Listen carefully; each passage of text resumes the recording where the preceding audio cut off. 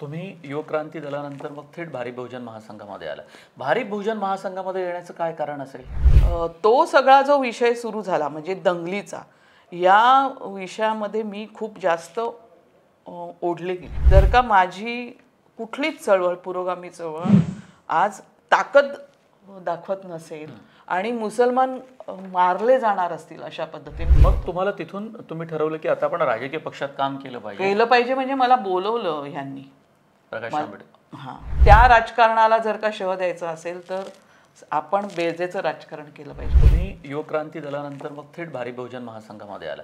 भारिप बहुजन महासंघामध्ये येण्याचं काय कारण असेल? वेगवेगळे पक्ष असते म्हणजे तुम्हाला राजकीय क्षेत्रात काम करण्याची आवड होतीच आणि म्हणून तुम्ही भारिप बहुजन महासंघामध्ये आला. पण त्यावेळेला वेगवेगळे पक्षही होते जे तुम्हाला प्रभावित करत असेल किंवा त्यातला कुठल्या पक्षाचा नेता असेल. नाही सर, तो माझ्या आयुष्यामधला एक खूप मोठा टर्निंग पॉईंट आहे की मंडलचं आंदोलन झाल्यानंतर रामजन्मभूमीची जी हे झाली त्याच्यानंतर मुंबईमध्ये ज्या दंगली उसळल्या 92-93ला, त्यावेळेस ना मी म्हणजे युवक क्रांती दलाची ॲक्टिव्हिटी संपलेली होती जवळजवळ. मुंबईमध्ये काहीच ॲक्टिव्हिटी नव्हती आणि मी तेव्हा ते जे मृणालताईंचं एक महिलांमध्ये काम करणारं कुटुंब सल्ला केंद्र होतं स्वाधार, तर त्या स्वाधारच्या चेंबूरच्या युनिटमध्ये मी ॲक्टिव्ह होते. म्हणजे आता तुम्हाला सामाजिक ह्याच्यामध्ये ॲक्टिव्ह राहण्याची हे आहे, काही ॲक्टिव्हिटी आजूबाजूला नाही आहे आणि पॉलिटिकली कुठे तुम्ही ॲक्टिव्ह व्हायला मागत नाही. त्यावेळेस मी ते कुटुंब सल्ला केंद्रामध्ये काम करत होते. मी जवळजवळ 3 वर्ष ते काम केलं आणि म्हणजे 87 पासून तर 90 पर्यंत तसं काम केलं. त्याच्यानंतर सुद्धा करत होते. पण त्या काळामध्ये एकतर मला सगळा खालचा जो क्रॉस सेक्शन आहे, ह्या क्रॉस सेक्शनमधल्या कौटुंबिक जीवनामध्ये काय चाललेलं आहे याचा प्रचंड अनुभव मिळाला मला त्या कुटुंब सल्ला केंद्रामध्ये. आणि तिथे झालं असं की दंगल घडल्यानंतर, सुरू झाल्यानंतर दंगल, आमच्याकडे कुर्ल्याचं जे कसाईवाडा आहे त्या कसाईवाड्यामधून येणाऱ्या 2-3 मुली ज्या त्यांच्या कौटुंबिक सल्ल्यासाठी येत असत त्या आल्या नाहीत. म्हणून आम्ही त्या कसाईवाड्यात गेलो. म्हणजे मी स्वतः आणि फातिमा खडस या माझ्याबरोबर काम करायच्या स्वाधारमध्ये. फातिमा मला म्हणाली की रेखा, त्या अडचणीत असू शकतात, आपण जायला पाहिजे, काहीतरी प्रॉब्लेम असेल त्यांचा.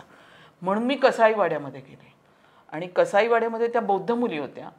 त्यांना कुठलाच त्रास नव्हता झालेला, किंबहुना मुसलमानांनी तिथल्या प्रोटेक्टच केलं होतं त्यांना. आणि तो सगळा जो विषय सुरू झाला म्हणजे दंगलीचा, या विषयामध्ये मी खूप जास्त ओढले गेले. म्हणजे मी बघत होते की दंगल एकतर्फी होती. म्हणजे कसाईवाड्यावरती खूप जास्त अत्याचार, आरोप खूप होत होते, परंतु कसाईवाड्याला खाली येताच येत नव्हतं. खाली चुनाभट्टी हे त्यांचं एक मार्केट प्लेस होती, त्यांच्या इतर अनेक कामासाठी ते तिथे येत असत. पण तिकडे अनेक अशा खुनाच्या घटना घडल्या आणि दंगल सदृश्य परिस्थिती तयार झाली.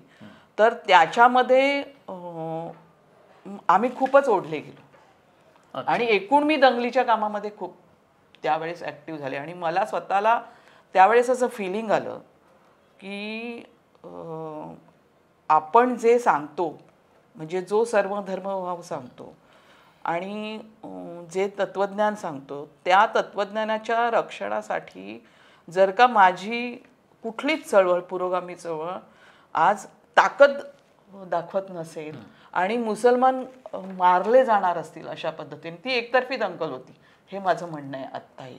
आणि मला असं वाटतं की त्यावेळेस श्रीकृष्ण आयोगाचा जो रिपोर्ट आलेला आहे तो देखील त्याच प्रकारे आलेला आहे. त्याच्यावरती आजही काँग्रेसने कारवाई केलेली नाही. श्रीकृष्ण आयोगाने जे त्यांचे फाइंडिंग्स दिले, त्यांनी जे करायला सांगितलं ते कोणतेही हे केलेले नाहीत.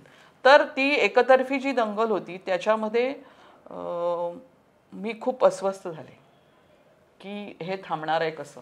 त्यावेळेस मी भारिपचे काम करणारे अर्जुन डांगळे आणि अविनाश मातेकर यांच्याबरोबर चर्चा केली की म्हटलं हे जे दंगली ज्या घडत आहेत त्या साधारण दलित वस्तीच्या आजूबाजूलाच घडत होत्या. त्यामुळे हे थांबवण्यासाठी तुम्ही काय मदत करू शकता का, हा मी त्यांना म्हणजे त्यांच्याबरोबर चर्चा सुरू केली. त्यांचं म्हणणं असं होतं की आम्ही सुद्धा खूप व्हल्नरेबल आहोत, म्हणजे ह्याच्यामध्ये आम्ही भाग घेणं म्हणजे परत ते सगळं आमच्या अंगावरती ओढवून घेणं आहे. बाळासाहेब आंबेडकरांनी आमच्या कार्यकर्त्यांना सांगितलेलं आहे की दंगलीमध्ये भाग घ्यायचा नाही. म्हणजे जर का तुम्ही बघाल तर त्यावेळेस खूप मोठ्या प्रमाणावरती दलित कार्यकर्ते दंगलीमध्ये भाग घेत होते. म्हणजे लुटालुटीच्या आणि अशा घटनांमध्ये काय अनेक घटना आहेत. माझे त्यावेळेसचे अनुभव खूप मोठे आहेत असं मला वाटतं, कारण मी त्यावेळेस कसाईवाडा आणि ह्या भागामध्ये खूपच ॲक्टिव्ह झाले होते. आणि तो तसा बघायला गेलं तर अतिशय धोकादायक असा सगळा प्रवास आहे त्यावेळचा जो आहे. म्हणजे एक तर प्रसंग असा आहे की कसाईवाड्यातल्या मुसलमानांना त्यांची मशीद चुनाभट्टीत होती आणि तिथे पसरीच्या नावाचा आयुक्त होता. तर त्यांनी असं केलं की मशीदनं हे तुम्ही जर का हे घेतलं नाही, तुमचा नमाज घेतला नाही तर मशीद मग त्यांची विराण होते.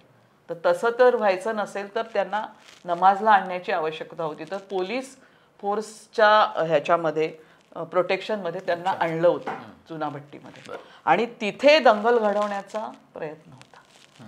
म्हणजे हे सगळे डाके बिके जे त्यांचे नेते आहेत ना, लीलाधर डाके वगैरे सगळी माणसं जमलेली होती. तो महाडिक होता तिथे त्यांचा एक, नाही सूर्यकांत महाडिक नावाचा, ही सर्व आणि प्रचंड मोठ्या प्रमाणावरती जमाव जमला होता.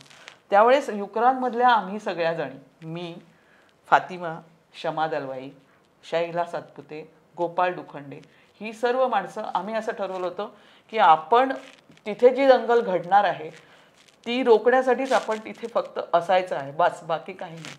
तर त्यावेळेस जी सगळी इंटरॅक्शन झालेली आहे की आम्हाला म्हणजे युक्रानचं रिलेव्हन्स कसा आहे तो बघा की तिथे ते सगळं घडवणाऱ्यांमधला एक RSS वाला तिथला एक डॉक्टर होता आणि त्याने शमाला बघितलं आणि म्हणाला की युक्रानवाल्यांचं इथे काय काम आहे. अच्छा. तर ती म्हणाली आम्ही कुठेही जाऊ शकतो, आम्ही या देशाचे नागरिक आहे, इथेच आलो आहे आम्ही. कारण आम्हाला कळत होतं की तिथे खूप मोठ्या प्रमाणावरती दंगल घडवण्याचा प्रयत्न आहे आणि आम्ही केवळ तिथे होतो. त्यामुळे त्यांना अनेक गोष्टी त्यावेळेस करता आल्या नाहीत. त्या दिवशी ती जी दंगल आहे म्हणजे त्याच्यामध्ये असे हे करण्यात आले की ते लोक शस्त्र घेऊन येणार आहेत, ते काही बॉम्बगोळे घेऊन येणार आहेत आणि तिथे पसरवण्याचाही प्रयत्न झाला की तिकडच्या ज्या ह्याच्या कुंड्या वगैरे होत्या त्या कुंड्या अशा फेकल्या वगैरे गेल्या होत्या. स्वतः सूर्यकांत महाडिक आणि लीलाधर डाके मोठ्या ग्रुपला ॲड्रेस करत होते त्या ठिकाणी. पण तिथे त्या दिवशी आम्ही अशा फिरत होतो आणि आम्हाला म्हणजे कदाचित त्याच्यामध्ये काहीही होऊ शकलं असतं, परंतु आम्ही ठरवलं होतं की हे इथे आपण घडू द्यायचं नाही. आणि मला स्वतःला त्याचा खूप अभिमान आहे. म्हणजे मी आजही ते असं ह्याने सांगू शकते की त्या ठिकाणी नक्की काहीतरी घडवण्याचा प्रयत्न होता, परंतु तो आम्ही केला नाही, आता होऊ दिला नाही. आणि हे आम्ही त्यावेळेस अनेक ठिकाणी केलं. म्हणजे मी मुलुंडमध्ये त्यावेळेस प्रजासत्ताक बचाव समिती नावाची एक छोटीशी संघटना स्थापन केली मुलुंड भांडूप विभागासाठी, ज्याच्यामध्ये आम्ही एक सर्वे केला. तर मुलुंड आणि भांडूपमध्ये मुस्लिम वस्ती फार नाही आहे. भांडूपमध्ये त्या बाजूला दर्गा वगैरे साईडला आहे, परंतु मुलुंडमध्ये मुळीच नाही आहे. पण मुलुंडमध्ये 40 घटना घडलेल्या होत्या आणि त्या कशा होत्या तर जे मुस्लिम कारागीर झोपडपट्ट्यांमधनं काम वगैरे करतात ना, म्हणजे एक तर त्यांचं भंगारचे कामं असतात, दुसरं त्यांचं गारमेंटमधली कामं होती, त्याच्या लुटपाटच्या घटना होत्या. आणि अशा 40 घटना आहेत आणि त्यातली फक्त एकच घटना मांजरेकर नावाच्या एका मुलाच्या बाबतीमध्ये घडलेली होती. तो दंगल करायला गेला होता भायखळ्यामध्ये आणि तिकडे त्याच्यावर गोळीबार झाला होता.